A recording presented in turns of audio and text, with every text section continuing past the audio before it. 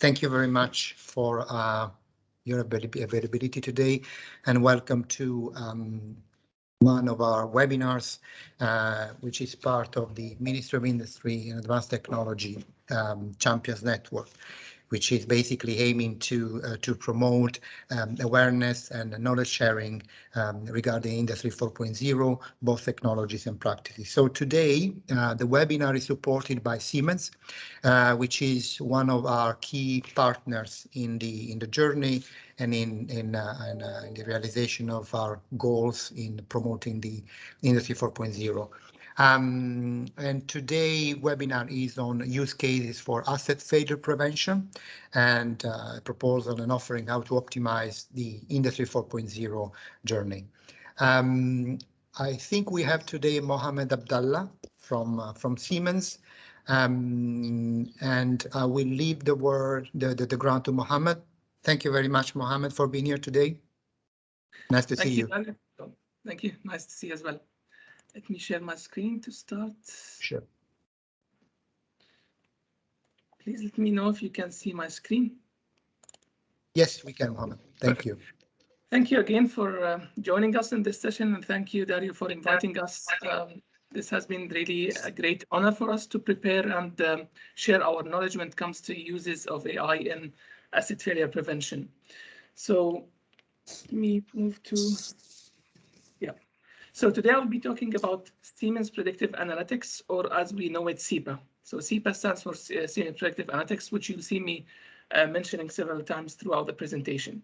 But before I go deep into this part, let me give a brief introduction first about myself. So my name is Dr. Mohammed Abdallah. I work in Digital Enterprise Labs, which is a part of Siemens. I have background in engineering and a PhD of implementation of machine learning and AI in oil and gas applications. And I have been with Siemens for almost 5 years now. I've been working in the implementation and proposition, actually, of AI techniques to address industrial challenges. Then I would like to introduce Siemens as a business. So we have several businesses within Siemens. We have Digital Industries, where I work, actually. Smart Infrastructure, SI, our colleagues. Mobility, Siemens Advanta. We have also some of our colleagues in the call. Portfolio companies, where we actually partner, and Siemens Healthineers. All of these businesses are distributed along several countries. So within UAE, for example, you can find DI, SI, and so on. I work in digital industries. That's why I want to give a little bit of description of what we do within digital industries. So in digital industries, we have what we call verticals. So we have software industrial. This is where we work on the industrial software, and we build our portfolio for those kind of disciplinaries. We work also on the cloud-based solutions, open IoT platforms, and developing of these platforms further. We have also FA, factory automation. So this department deals with automation products, the PLCs and so on, engineering software, SCADA software, and also industrial edge computation. We have MC, motion control, where you can see the motors, the drives, and the other related, basically, products. I work in PA, process automation. So here we are actually specialized in the automation systems for process industries. We have also instrumentation, we have analytics, where I do, and industrial communication, identification, and power supply systems. And we have CS, customer service. So this department deals with the life cycle of the whole services, whether they are digital services or digital enterprise consulting also, and integration services. If we look at the industries we have been dealing with within Siemens, we can see a great spread. So we work with process industries all the way to hybrid industries and discrete industries. So you can see from chemical industries, marine, electronics, batteries, pharmaceuticals, hydrogen, even oil and gas, and so on. So we cover almost all the industries you can think of when it comes to Siemens. And maybe to give you, within process industries, we have a group actually of already developed solutions. So you can see we go from engineering to asset uptime, drives, improvement of process via optimization, operations intelligence, and so on. So all of these applications have been already developed, okay, and you can simply use them. In addition to this, we also take new applications, so we can develop a solution for your challenge. And basically, most of what you see as ready applications now in front of you, they have started like this. We go to the customer, we understand the pain points, we address them, and we build a solution that actually can handle it. And then we generalize it for other companies, for other customers, even for other industries. So we start from the customer. This is our actually most important point. We always design our algorithms, design our solutions to handle the pain points of the customers so that we ensure there is a need and there is actually something that the solution can address and solve and provide benefits to the customer for. Today, we're focusing on one of these applications, which is Siemens Predictive Analytics, Cepa. So I would like to start by just giving a comment here. So at any moment in time, please feel free to interrupt me. Just speak up and tell me, okay, I have a question there, a question here. I want to make this as interactive as possible. So don't be afraid, just ask any questions you can have, feel free to stop me. And also at the end, I am allocating also some slot for Q&A, but again, if you have some questions, just feel free to ask.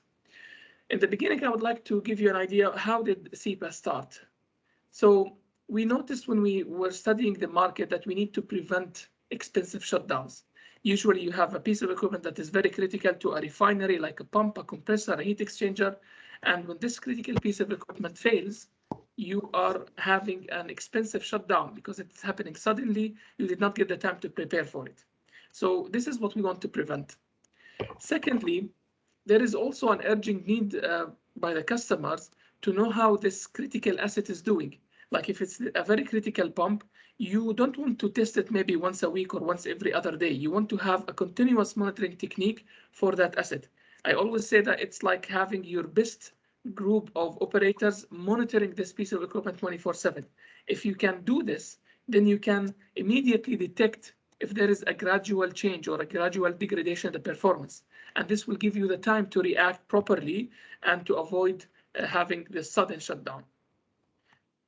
But also, once you feel and notice this degradation, you would also like to have a maintenance activity triggered so that the maintenance department can go there and test and check if they can prevent the expensive shutdown. Sometimes if you can get this degradation as soon as it happens, you can solve it very quickly with a couple of minutes, compared to the scenario where you wait for a couple of days or even weeks, and then you will have catastrophic irreversible problems where you have to shut down the piece of equipment and maybe the maintenance will be much more expensive. Yeah, please. Yep. No. A question? No. Yeah, go ahead, please. Okay, no problem. Also, when we talk about a plant, we know that the plant, when it performs, the optimality of the plant depends on the optimality of the pieces of equipment within that plant. So we have more chances of achieving.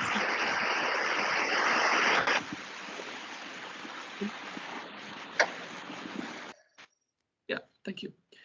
So if your pieces of equipment, basically your critical pieces of equipment, are working optimally and you have more availability of them, you'll have more chances of achieving closer to optimality performance for the whole plant, and the whole overall availability of the plant will be actually higher.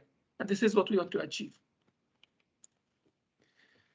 Again, when we talk about the product from the plant, again, the product depends on those pieces of equipment. If you have a pump, a compressor, a heat exchanger, if all of these equipment are operating in a good way, you have more chances of having a better quality product. So you can guarantee to a higher extent that the product is going to be closer to the target quality that you have planned in your box, basically. An also important point here is if you have a slight deviation. So we know if there is a critical pump in the plant and it fails, most likely the whole production will be stopped. And you know this because this is a critical piece of equipment in your plant.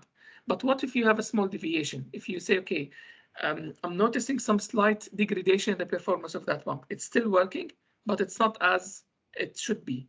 So in the traditional cases, it's very difficult to quantify the effect of this deviation on the overall performance of the plant.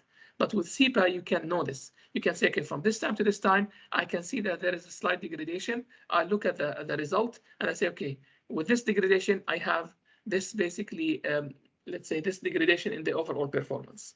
So these are the points that Cepa is trying to cover. But how are we covering it? by using artificial intelligence, we know that to model everything with first principles with physics, it's very difficult and even intractable sometimes. So we should utilize the huge amounts of data we have. So in the last maybe 20, 30 years, we had huge amounts of data, terabytes of data, but we need to know how to utilize it. I always go to customers who tell me, okay, I have huge amounts of data, but the main challenge, I don't know what to do with it. So AI and machine learning here comes to the rescue. AI and machine learning will actually help you utilize the amount of data that you have into insights. So we would like to convert the data into insights by using AI and machine learning. Secondly, we have data analytics. So we take all the process data, all the sensors related to the process at hand, and we analyze it in order to get those insights.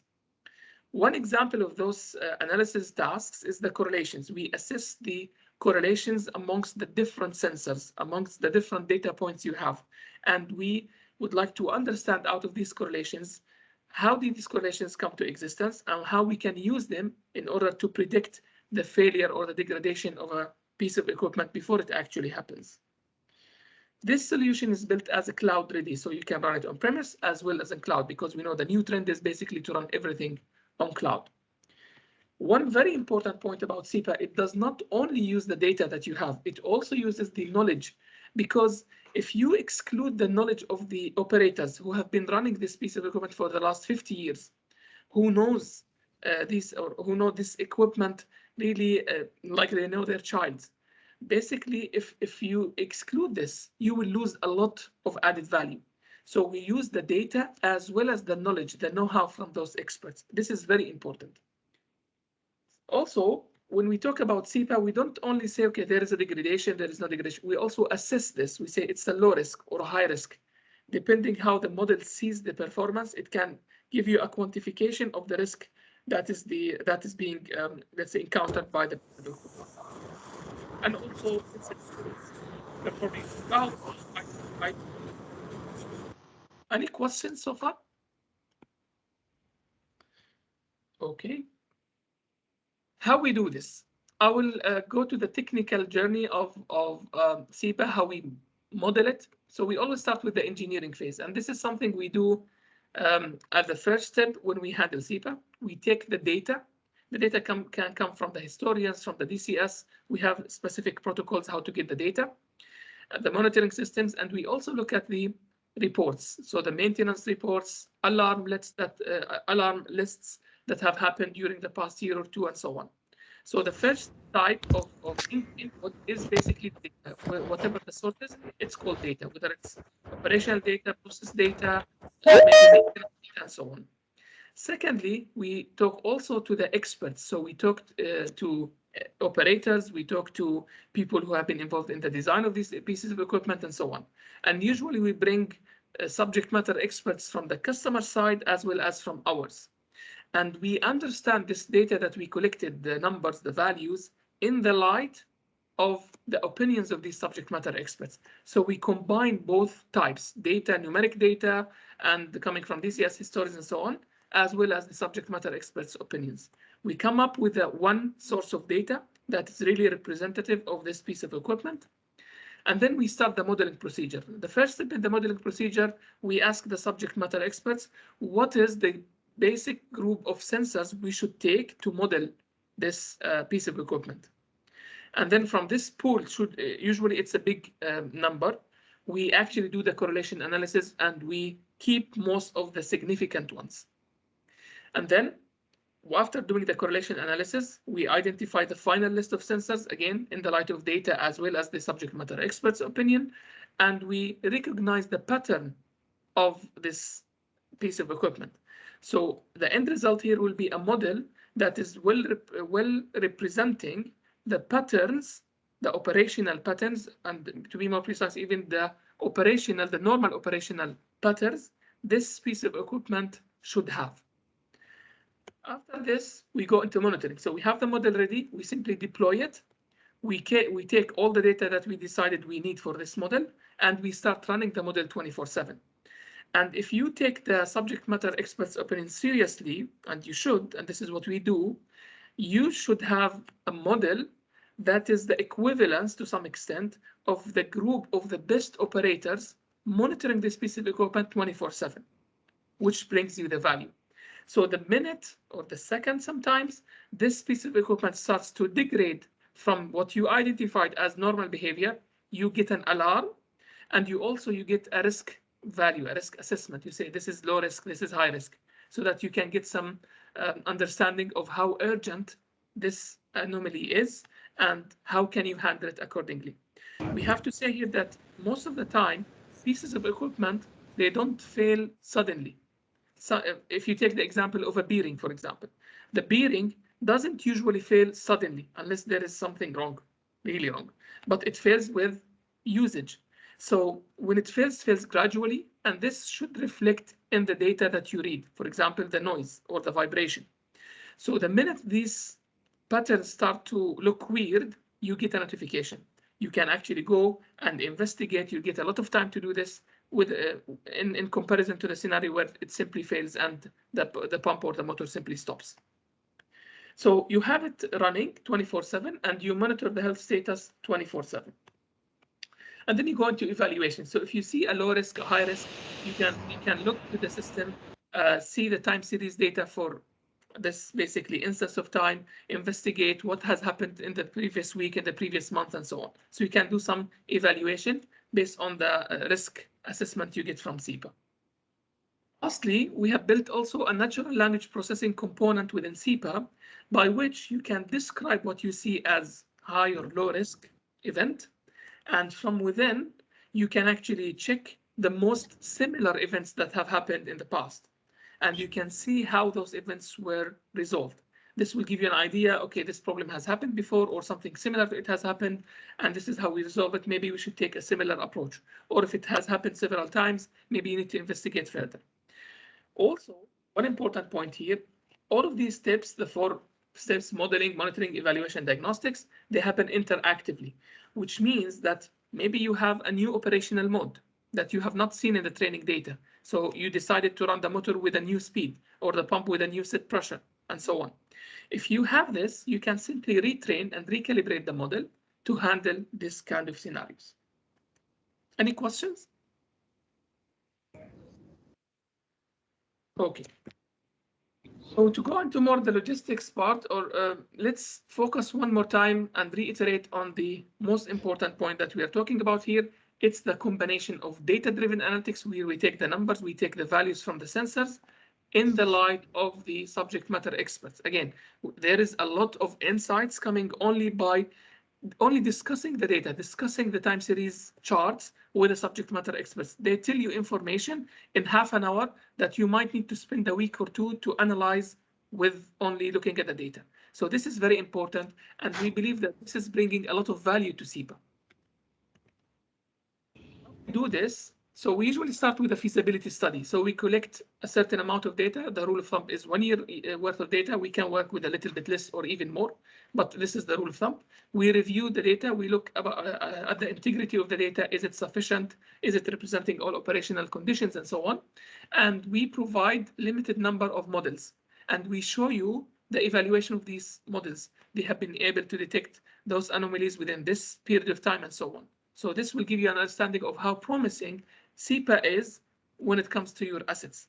And this is important because when we talk about data-driven solutions, it's very difficult to give a basic number without looking at the data, even if you have done it 1 million times. I always say, most of the time you get the know-how, it's true, but with a new data set, it might and most likely will be a completely new pattern. So this step, which is a limited period of time, roughly it's 2 weeks as a rule of thumb, it will give you a concrete understanding of how promising the solution is for your scenario.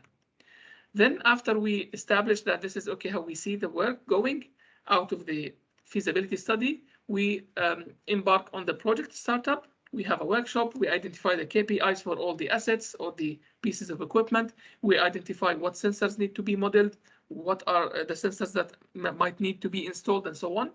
And we take the data and we work together into, okay, saying this is what we believe is the healthy performance of those assets. Next step, we move into modeling. So we start to get the pattern. We call it the DNA of the asset. Okay, we train the model, we validate it, we show you the metrics, and then we deploy or we prepare for deployment. So we see how we connect the data that will come online and so on. Once you have this ready, you deploy the app. So you have all the data running, coming to Cepa. The models that you have built in the previous step are working. The results are being pushed and visualized properly. So we consolidate all the models within Cepa, and we train the users, the operators, of how to use Cepa, how to trigger maintenance activities, how to maybe navigate through Cepa, look at the time series data, and so on. And we give you a couple of months to continuously look at the models, how they perform. And if you need to improve them by retraining, look at the alerts. Okay, say this alert was not an actual anomaly, it's a new operational conditions, and we need to add this. So you need to retrain. The success of Cepa depends on the cooperation from Siemens and the customer side. From Siemens, we bring our own process domain experts, data scientists and analysts, engineers, DevOps, and so on. But from the customer side, we also talk to the process operation department, the maintenance department, the experts for that machine, and also the management as well. So the cooperation is key here. So for the feasibility, because it's important, we start with data acquisition. Not only we take the historical data and the alarm set, but also we ask for the PIDs. So we would like to understand the process from a physics point of view, because this is our starting point. And then our subject matter experts will explain to the data scientists how this should work. Then we prepare the data in the light of the process understanding. We check the data if it's correct or not. We remove inconsistencies. We look at the correlation matrices in order to understand which sensors are important and which are not. And then we define the models that we want to build, identify the data in terms of healthy versus unhealthy, and then we start on the modeling. We show you the model, we show you the results, and we actually come up with an explanation or a presentation that explains to you where are the low-hanging fruits, how we can accomplish the quick wins, which in our opinion would be the pieces of equipment to be focused on in the light of what we understood from the data, from the subject matter experts, and the discussions of the customer experts. And after that, we go into project execution. Now, these are the logistics. This is, for example, the landing page of Cepa. I will go into a video in a couple of slides, but just to give you an idea, here you have all the models you have developed. What is the name of the model, to which piece of equipment it belongs, what is the purpose of that model that was built, and what are the basic sensor it is focusing on, what is the current measurement, do we have a risk now, and what is the level of that risk, and when did the alarm start, and so on. So some information about all the models that you developed in Cepa for your assets. Secondly, you can go to each model individually and look at both this graph, which tells you, for example, for 3 days what has been happening, and also you can look at it from a linear point of view. Here you have the score. If it's orange, for example, it's going to be low risk. If it's red, it's going to be high risk. And you can, of course, toggle amongst the different models you have built. This is one, let's say zoom into one of these. So you have all of these sensors and you look at the profiles. So how Cepa works, it actually builds a model to predict some value, like the sensor value, and it compares the prediction versus the real-time value. Since the model was trained on normal data, if the operation matches this normal performance, then there should not be a big discrepancy between what you predict and what you measure. And you should see something very low, like a discrepancy, like what you see here, and that's why you have green, so no alarm, no rescue. The bigger the deviation between the predicted versus the real observed value, the more likely that you are having an anomaly. For example, if it's small discrepancy, you'll have orange, which is low risk. If it's big, then you have high risk. By the way, this is actually this is also a tunable parameter. You can tune what are the discrepancy levels you are willing to tolerate. But again, we are taking here one score that represents the anomaly within a couple of hundred sensors. So it's not like putting only thresholds on each sensor value individually. This score is a representative of the multivariate analysis of your multivariate sensor data or time series data. This is also how you learn on the events. For example, you can see these dots. You say, okay, I have maybe low risk here. You can look at all the sensors at that moment in time, compare versus the last week, the last month, the last year, and try to understand what went wrong for this risk score to be generated. Here you have a zoom in, for example, you can see here, you can actually work on it and you can change the title. You say, this is high risk. No, maybe it's low risk. because of such and such. And you can put some description here so that you have some data. After a couple of months, you want to retrain, you know how to do it. And what I told you about the advanced diagnostics, if you have a problem, you describe it and you search using natural language processing the what has happened in the past and what were the most similar events that have happened and how they were resolved. This is based on natural language processing. So once you use it for a couple of months, you have some events happening, you have them stored already, you can search and you can utilize this feature. I'll give you a video. If you cannot hear the video, please let me know. You should be able to hear it now. Siemens Predictive Analytics is the application which turns customers' collected data into valuable insights using state-of-the-art artificial intelligence technologies. The app can identify the correlations among sensors based on comprehensive analysis of historical data. With the help of integrated visualization tools, users can see the relationship and influence among different data points of the process. This helps creating meaningful models which serve different targets.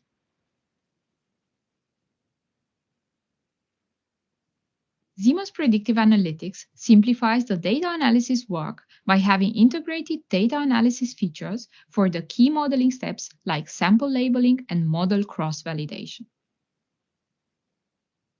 Each created model may be later updated, enhanced, or retrained with additional good or bad behaviors, ensuring the model robustness over the entire lifecycle of the plant.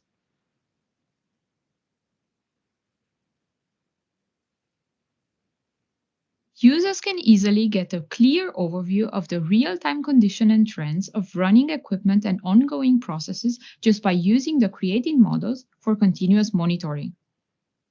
Any deviations from the learned behavior are identified immediately and marked as anomalies, presenting a low or a high risk.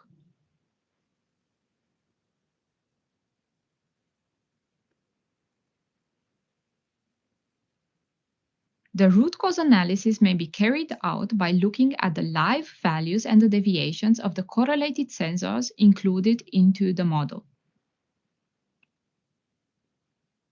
A general health condition of the plant, along with a list of detected anomalies and a series of statistics, are being presented on the landing page of the app. For condition analysis of identified risks, users can easily compare current behavior with historical data and predict trends in the near future. The observation of conditions with preliminary verified hypotheses can be documented quickly and easily. By using natural language processing technology, similar historical cases based on users' condition description can be identified. This feature helps optimizing the manual diagnosis workflow, improving efficiency and decreasing the false judgment risks significantly. With a few steps, a report of identified risks with detailed data, condition descriptions, and suggested solutions can be generated conveniently. The engineers can then take quickly actions according to the report, improving maintenance efficiency on site and minimizing the risks. Siemens Predictive Analytics is the solution for improving the efficiency and reliability of the operation, the productivity and quality of the production, and the key enabler for reducing maintenance costs. Improve the intelligence level of your plant with Siemens state-of-the-art technologies. Siemens, ingenuity for life. Okay, I see a question from Makram. I see he's raising his hand. Yes, hello, sir, can you hear me? Yes, yes. Great. Abdullah, just a quick question. This is Makram from the Ministry of Industry and Advanced Technology.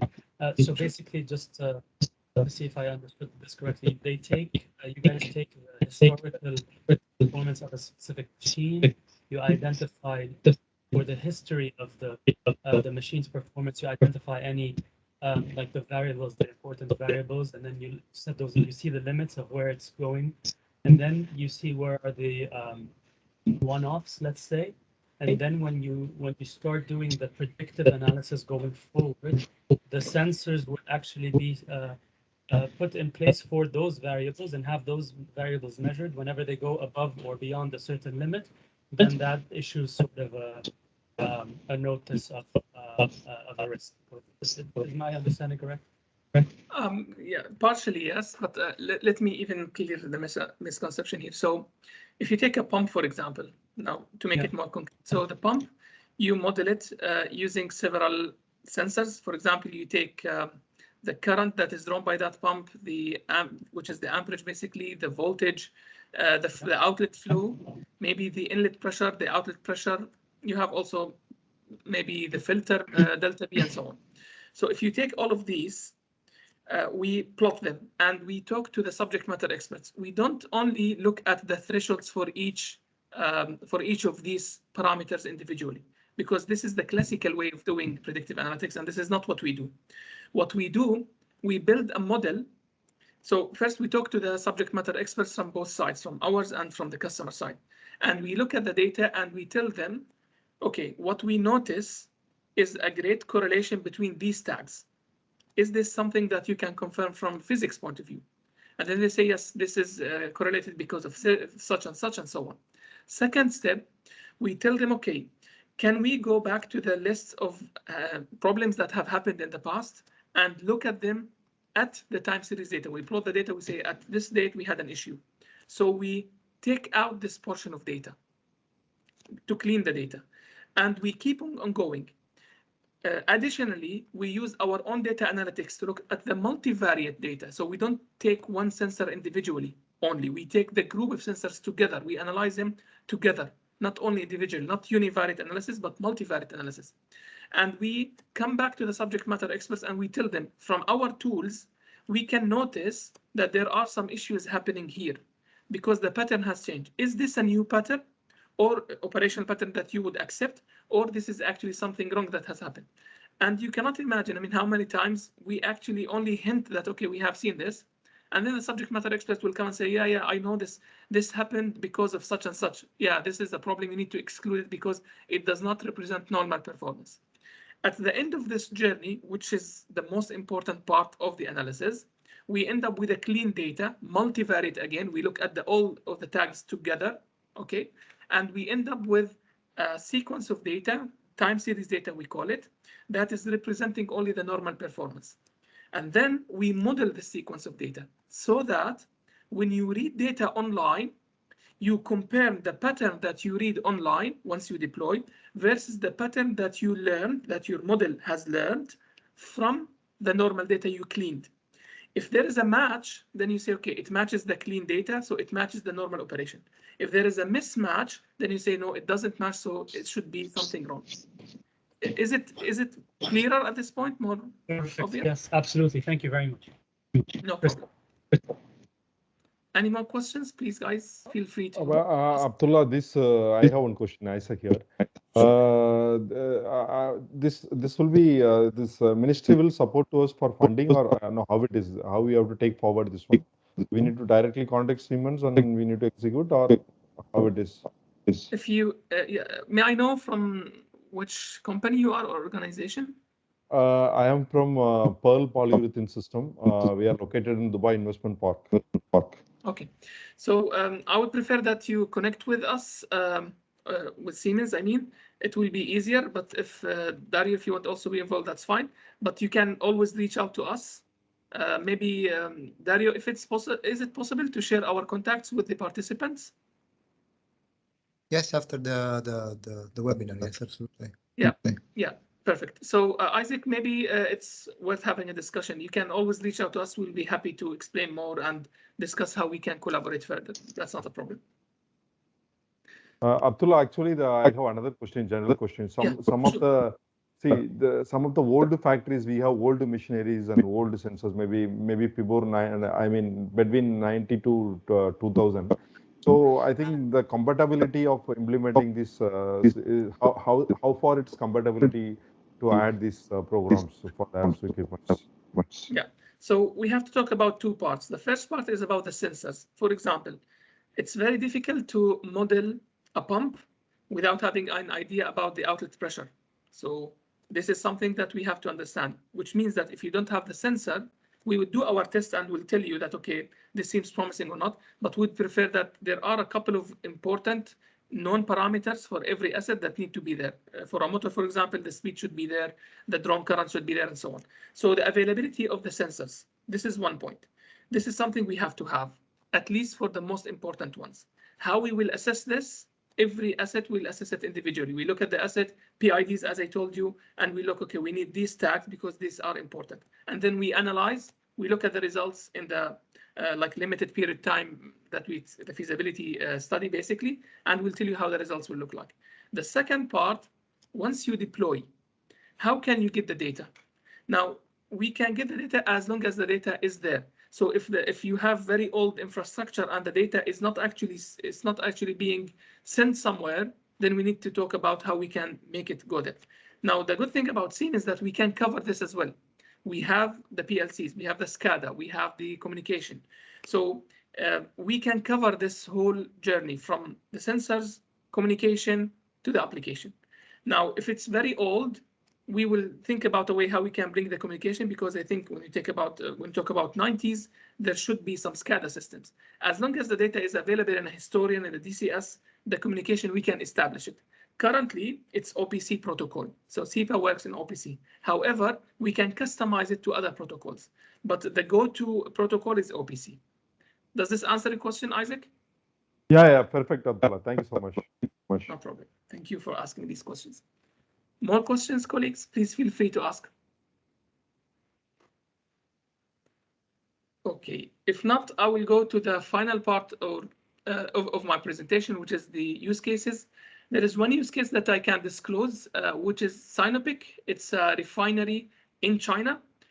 They deployed Cepa, and this is what they had to say. Basically, this is from the director. So Cepa is an important and necessary part of the smart plant, which is a practical and robust tool for predictive maintenance, integrating, and this is where we focus, human experience and know-how, because we spend so much time talking to their experts. It was for them at the beginning strange. They thought, okay, we'll only analyze the data and put the model, but because of this time that was well spent, in my opinion, and the know-how when we integrated with the machine data analytics, machine learning and AI, we have been able to provide a robust tool for predictive maintenance. This actually helped them to have higher plant availability. They have been able to avoid unplanned shutdowns mostly. They detected the process anomalies within their pieces of equipment, and this provided them with a possibility to schedule events, maintenance events, and handle the issues before they become irreversible, and to reduce even maintenance, because if you fix something at the beginning of its failure or degradation, then it might actually save you from having to replace so many other components. I'll show you one example. This is basically a twin stage compressor. They already have the PCS7 and the SCADA system coming from Siemens. And in the DCS, basically, you have what we call the alarms. Okay, but usually the alarms will happen once the problem happens. It usually doesn't give you a pre-indicator. When Cepa comes to the picture, it gives you a pre-indicator. What we have done, this is an important example. We trained Cepa and we ran it for the historical data. And we found out that if they had been using Cepa, they would have been able to prevent a major shutdown of this compressor, because Cepa detected the degradation 18 hours before it actually happened, which could have saved them 300,000 euros only for this event alone. The way Cepa worked, as I told you, we calibrated Cepa and we looked at the history. There was a shutdown at this moment in time with a DCS alarm generated exactly at the shutdown, like a couple of seconds before the shutdown. When we looked at Cepa, and this is what you see from Cepa, you see normal behavior, and then you start seeing some discrepancy. So you start to see a series of high risk, and then it's continuously high risk. This happened, the degradation detection happened 18 hours before the DCS alarm. You would have been able to handle this degradation, and you would have been able to handle it within 18 hours. So you schedule a maintenance, you fix it without going into this unplanned shutdown. Now, there is a big question that always comes, maybe it relates to some of the questions I have received a couple of minutes ago. Okay, we talk about, for example, a compressor or a pump or a motor. And you can say, okay, for a motor, for example, mostly if the vibration exceeds a certain threshold, just give me an alarm. This is one of the traditional way for maintenance, let's call it, even not preventive maintenance. And you can reduce this threshold in order to be, let's say, more precise in terms of detecting the failures, but you would risk the possibility of falling into too many false positives. So you would have a lot of false positives and a lot of events scheduled with no need whatsoever. Now, there is a problem about this. This is the difference between univariate. So what we described just now with a single threshold, it's a univariate analysis. Simply, if it exceeds a threshold, give me an alarm. This is univariate. You look at one variable alone. But let's talk about another scenario. If you have this motor, for example, and you are monitoring the vibration, okay? We know that the vibration increases with the speed of the motor. So the motor does not usually run with the same speed all the time. It depends on the process. Sometimes you need to increase the speed, sometimes you need to reduce. If the speed is low, mostly the vibration will drop. If the speed is high, the vibration will be high. What I'm trying to say here, if you talk only bivariate, so only talking about two parameters, speed and vibration, your, let's say, classical way of looking at the thresholds will explode basically, because at every speed, you will have a threshold. So now you need to build a function that will give you what would be the threshold at which you generate an alarm based on the speed that you read. This is only one parameter adding to the univariate going into bivariate analysis. Imagine having, for example, 100 variables. This rule-based approach will simply explode. You can end up with millions, and I mean millions because we did some study with just to show the amount of work you have to do with 100 variables. And we are mostly talking about speed, so you have to discretize it based on small bins, what we call. So you multiply the number of bins of speed, number of bins for the inlets, for example, or the drawn current, the voltage, and so on. You have millions of rules you have to follow because the speed, because the vibration that is acceptable at a high speed, it doesn't match the acceptable vibration at a lower speed. What you would expect at a high speed could indicate an anomaly at low speeds. This is where actually classical maintenance rule-based approach fails. And this is where machine learning and AI like Cepa comes to the rescue. I hope this also gives you some understanding of why we are moving from single variate and univariate to multivariate, because we are trying to cover more, let's say, sensors with less amount of work, and even to detect nonlinearities. We detect very complex patterns that the normal thresholds cannot even handle. So this is where we see the added value of Cepa and multivariate analysis in general. Any questions on this point? Okay, I move to the next example. Unfortunately, I cannot disclose the name of the customer because of NDA issues, but this is basically a pump, another compressor. And what we have seen here, that we have been able to detect some failures weeks before they happen. This basically compressor had two models, and this is also one strength of Cepa. A single asset can have multiple models focused on different aspects of this asset. For example, if you have a big pump, this big pump would have another system for cooling down the shaft. We saw from experience that if you divide this piece of equipment into two parts, one part dedicated for handling the anomalies happening in the cooling system with oil going and flow and all of that story. Another component handling, for example, the other part of the compressor, where you actually have the motor, the screw, and so on. So if you divide it into different models, you will have more chances of covering more operational conditions, more failure modes, and so on. So here we had two models acting, okay? And you can see that the red part starting a couple of weeks before the actual failure, okay? And when the customer calculated the amount of money they would have saved had they been running Cepa, it was estimated to be 6.3 million euros, which is a huge amount of money. This is from oil and gas company, and that's why you see the big number, because you don't only talk about what you replaced. You talk about the unplanned shutdown and the number of oil barrels you have lost, okay, to produce. So your missed profit, basically. So this is a huge amount of money. Okay, so this is the second example of Cepa. So to sum up, Cepa is a multivariate way of looking at how the assets are performing. It it combines the knowledge learned from data as well as subject matter experts to give you an understanding of how your asset is performing 24/7. And based on the principle that usually assets don't fail suddenly, Cepa is believed to have a good chances of predicting the failure as soon as it starts to develop rather than waiting until it actually happens. And as we have seen from the example, sometimes it's 18 hours, sometimes it's a couple of weeks. We have one example for 12 days for a big ASP pump, so electric submersible pump, and so on. We look at both data and knowledge experts. Sometimes the experts, we give them actually more weightage in the modeling procedure. Sorry. And we come up with Cepa as a platform that can run on cloud, that can run on premise, and you can have natural language processing, you can visualize the alarms, you can look at the time series data, you can retrain, all happening interactively. That's it from my side. Please feel free to ask any questions you have. I'll happily answer them if I can.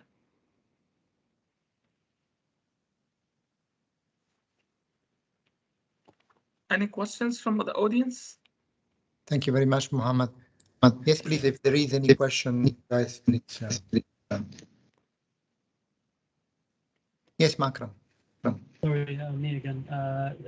How much would the installation of the Cepa program typically cost a company? Or is it something that a company can, is there a service whereby the company's data can be shared, and then this multivariate analysis could be done, and then Siemens would give them some insights without having to do the whole installation?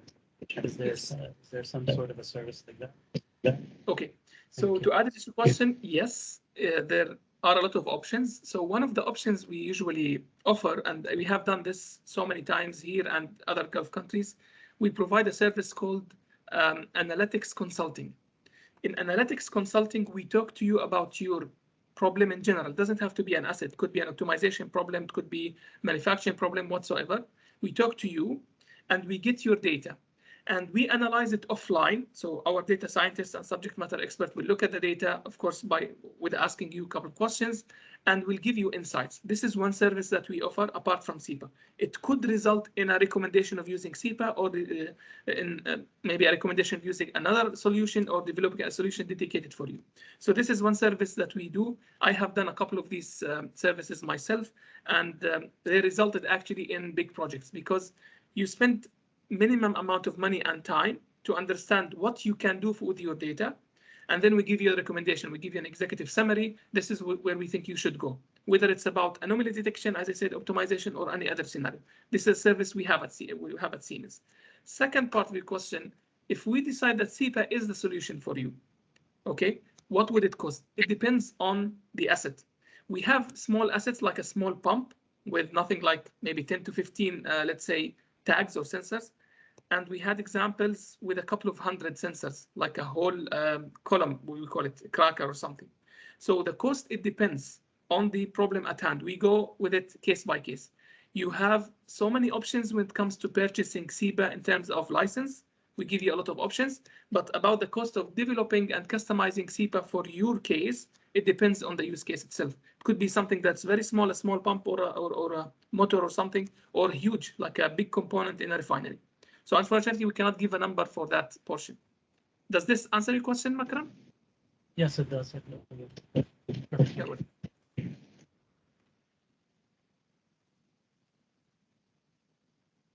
Yes, please, Mahmoud. Yeah, hi, Abdullah. Thank you very much for the presentation. Very informative. Thank you very much. And my question is, how is Cepa different than any machine learning problem solving? If you can explain.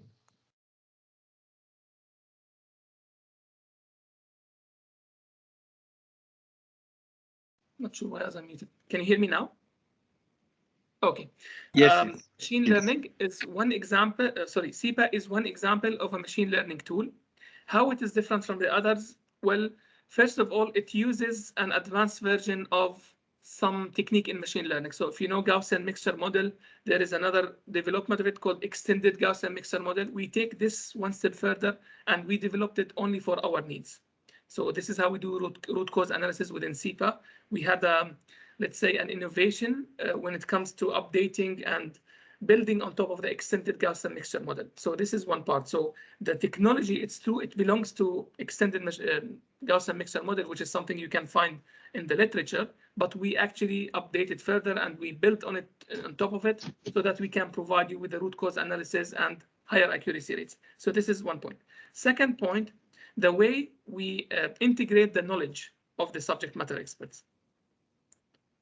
So this is very important in Cepa, and this is where we think we differentiate ourselves. So the algorithm itself, it's something innovative that is not available in the market because we built on the traditional way, something dedicated for us. And secondly, the way we integrate the knowledge from the subject matter experts. Thank you, Abdullah. You're welcome. Any more questions?